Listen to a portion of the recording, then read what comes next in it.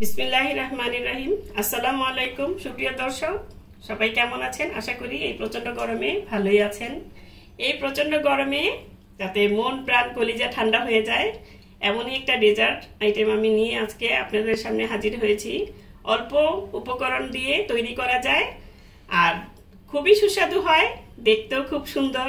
দেখতে শুধু সুন্দরই না, খেতেও অনেক অনেক অনেক সুস্বাদু হয়। আপনারা বানিয়ে দেখবেন। আজকে আমি সেই রেসিপিটাই নিয়ে এসেছি। এটা হচ্ছে জেলো পুডিং। আমি আগার আগার দিয়ে তৈরি করব, জেলোটিন ছাড়া। এটা বানানো খুবই সহজ। আমি যেভাবে বানাই সেভাবেই আপনাদের সামনে আজকে তৈরি করে দেখাবো। আশা করি ভিডিওটা আপনাদের ভালো লাগবে। চলুন তাহলে কথা না বাড়িয়ে রেসিপিটা শুরু করা যাক। পুডিংটা তৈরি করার জন্য এখানে আমি একটা পাত্র নিয়েছি, চুলায় বসিয়ে দিয়েছি, কিন্তু চুলাটা কিন্তু এখনো ধরাইনি। এখন এখানে আমি দিয়ে দিব মেজারমেন্ট কাপ দিয়ে মেপে 3 কাপ দুধ। দুধটা আগে থেকে জাল করা ছিল নরমাল তাপমাত্রায়। এটা কিন্তু গরম, নরমাল তাপমাত্রার দুধটাই নেবেন।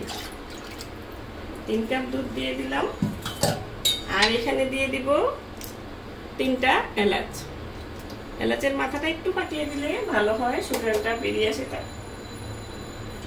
এখন আমি এখানে নিয়ে নিচ্ছি আরো হাফ কাপ দুধ,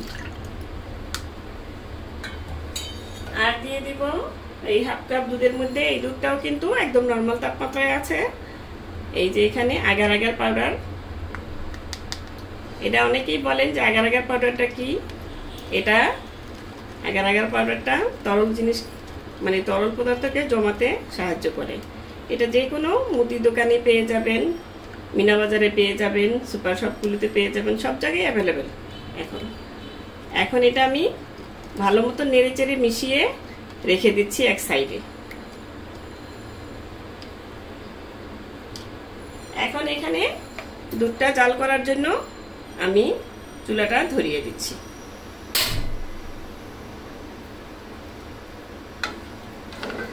জাল করবার জন্য চুলাটা ধরিয়ে দিলাম। এখন দুধটাকে বলক আনিয়ে নিতে হবে।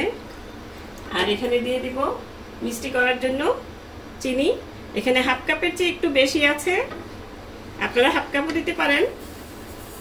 আমি হাফ কাপের চেয়ে একটু বেশি দিলাম, সাদা চিনি তো একটু মিষ্টিটা কম হয়, এই জন্য।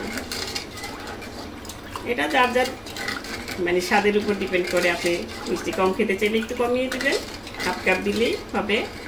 আর যারা মিষ্টি একটু বেশি খায় ঠিক মতন, তাহলে হাফ কাপের থেকে একটু বেশি দিলেই ভালো হয়। এখন দুধটা আমি ভালো মতন বলক আনিয়ে নিই। চিনিটা দেওয়ার পরে বেশ কিছুক্ষণ বলক আসার পরে বেশ কিছুক্ষণ আমি জাল করে নিয়েছি দুধটা। এখন এখান থেকে আমি এই যে এলাচগুলো ছাঁকনি দিয়ে উঠিয়ে নিব, কারণ এলাচগুলো যদি মুখের দাঁতের মধ্যে পড়ে তাহলে কিন্তু খুব খারাপ লাগবে। এই যে এখন এগুলো ফেলে দিয়ে তারপরে এই যে আগার আগার মিশ্রিত দুধটা এখন আমি এখানে ঢেলে দিচ্ছি। ঢেলে দেওয়ার আগে আপনি এই যেভাবে একটু নেড়ে নিবেন, নইলে কিন্তু নিচে জমাট বেঁধে যাবে। এখন এক হাত দিয়ে দিব, আর এক হাত দিয়ে আমি এটা নেড়ে চেড়ে নিব।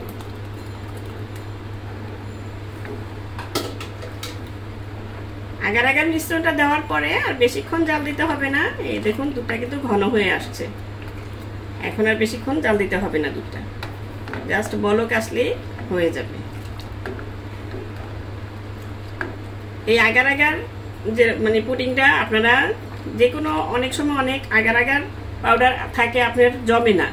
সেটা আপনারা যখন বাজার থেকে নিয়ে আসবেন তখন প্রথমে একটু পানির মধ্যে দিয়ে আগার আগার একটু সামান্য মিশিয়ে দিয়ে দেখে নেবেন যে সেটা জমে কিনা। তারপর আপনি জিনিসটা তৈরি করবেন, নইলে কিন্তু শুধু শুধু আপনার জিনিসগুলি সবই নষ্ট হয়ে যাবে। এখন দুধটা বলক আসলেই আমি নামিয়ে নিব।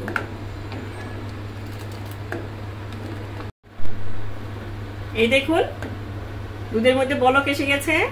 এখন আমি এটা নামিয়ে নিব। নামিয়ে যে পাত্রে সেট করব সেই পাত্রে আমি ঢেলে দেখাচ্ছি। এই পাত্রটাতে আমি পুডিংটা সেট করব, সেই জন্য এখানে আমি এখন এই পুডিংয়ের এটা মানে ঢেলে দিচ্ছি। এর মধ্যে ছাঁকনি দিয়ে ঢেলে দিলে ভালো হয়, পুডিংটা একদম স্মুথ হবে, সেই জন্যই সেকে নেওয়া। আপনারা এভাবেও ঢালতে পারেন, ছাঁকনি দিয়ে ঢাললে ভালো হয়, পুডিংটা একদম স্মুথ হবে। এখন একটু নেড়ে চেড়ে ভালো মতন এই দেখুন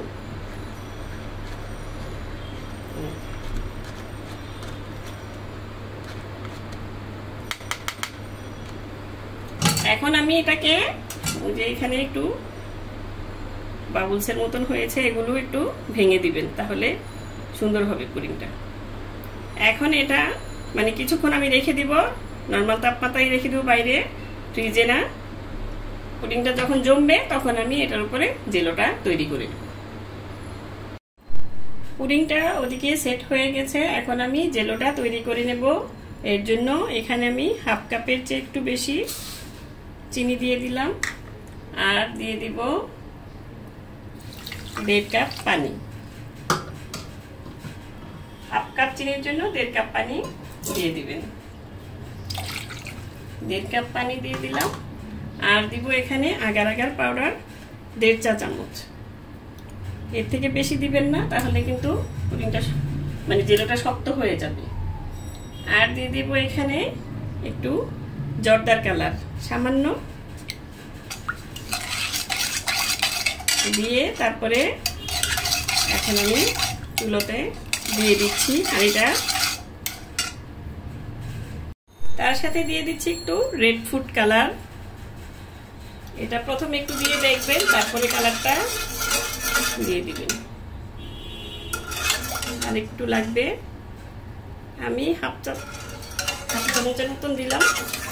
এটা যার যার পছন্দ মতো আপনি অন্য কালারও দিতে পারেন, এর মধ্যে কোনো অসুবিধা নেই। এখন হাঁড়িটা আমি চুলায় চাপিয়ে দিয়েছি, ধরিয়ে দিলাম, আর এটা চামচ দিয়ে ভালো মতন নেড়ে চেড়ে নিতে হবে, কারণ ভালো মতো নেড়ে চেড়ে না নিলে আগার আগার পাউডারটা একটু জমে যাবে। আর এখানে দিয়ে দিব লেবুর রস 4 চা চামচ। একদম ফ্রেশ লেবুর রসটা দিবেন, তাহলে আপনার জেলোটার মধ্যে একটা সুন্দর সুঘ্রাণ পাবেন। এখন ভালো মতো এটাকে নেড়ে চেড়ে একসাথে মিশিয়ে বলক আনিয়ে নিতে হবে।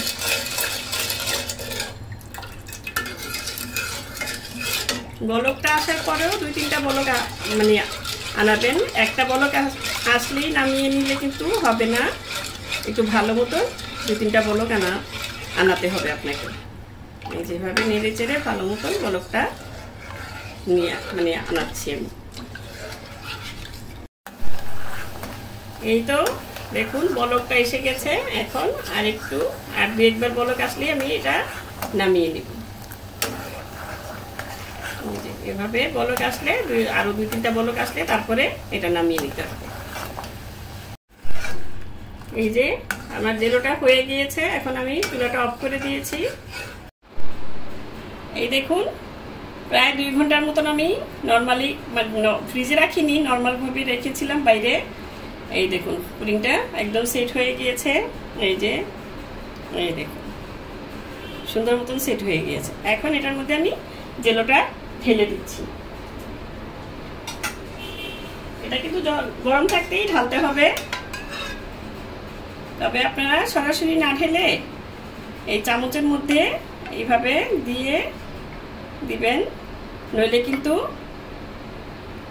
পুডিংটার মধ্যে মানে গর্ত হয়ে যাবে, ভিতরে চলে যাবে, একদম লাল আর সাদা মিক্স হয়ে যাবে। এইভাবে সাবধানে ঢেলে দিতে হবে। এখন ঢেলে দিয়ে এখন শুধু একটা কাজই করবেন, এই যে পুডিংটা এপাশ থেকে ওপাশ থেকে একটু মানে হেলে দুলে দিবেন।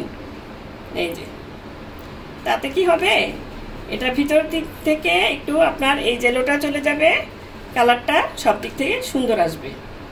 এই যে এইভাবে একটু এভাবে দিয়ে দিবেন। এই যে চেপে চেপে একটু এরকম করলেই বাস চলে যাবে এটা ভিতরের দিকে জেলোটা। এখন আমি এটা ঢেকে রেখে দেব ঢাকনা দিয়ে ঢেকে রেখে দিব আরো 2 ঘন্টা, 2 ঘন্টা কি 3 ঘন্টা এরকম লাগতে পারে, মানে যতক্ষণ লাগে ততক্ষণই এটা ঢেকে রেখে দিতে হবে। তারপর আমি আপনাদের দেখাচ্ছি। ফিরে এলাম 2 ঘন্টা পর। এই দেখুন পুডিংটা সুন্দর মতো সেট হয়ে গিয়েছে। আমি একটু 10 মিনিটের মতন নর্মাল ফ্রিজে রেখেছিলাম। এই দেখুন এখন হাত দিয়ে এটাকে এভাবে করলে এটা ছেড়ে আসবে। এটা কিন্তু ছুরি দিয়ে ই করতে যাবেন না, তাহলে কিন্তু কেটে যাবে। এই যে এভাবে টান দিয়ে একটু ছাড়িয়ে নিলেই হয়ে যাবে। এখন আমি একটা প্লেট দিয়ে এটা ডিমোল্ড করে নিচ্ছি।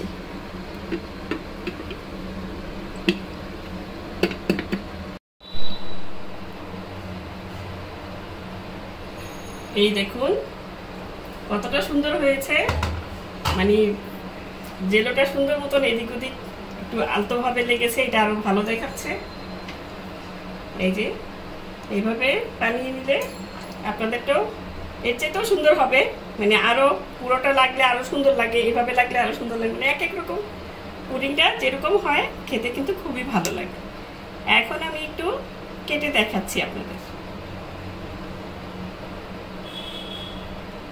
দেখুন ছুরিটা যাওয়ার সাথে সাথে কিন্তু কেটে গেল।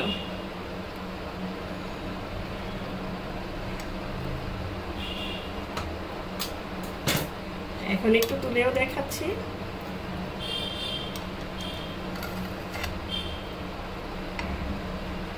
কাটাটা আমার একটু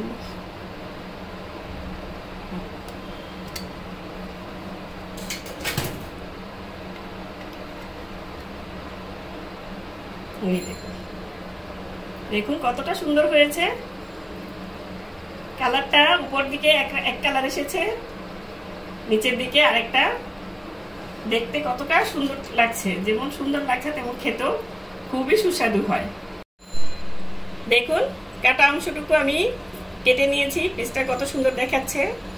এভাবে যদি বানান তাহলে আপনাদের পুডিংও এত সুন্দর হবে, সফট হবে।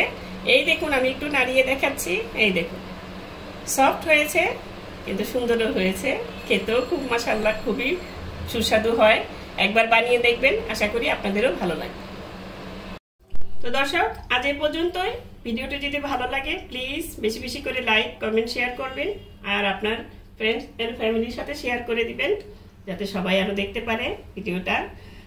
আর আমার চ্যানেলটি সাবস্ক্রাইব করে নিয়মিত চ্যানেলটির পাশে থাকবেন। সুস্থ থাকবেন, ভালো থাকবেন, ঘরে তৈরি খাবার খাবেন, আর আমার জন্য বেশি বেশি দোয়া করবেন। আল্লাহ হাফেজ।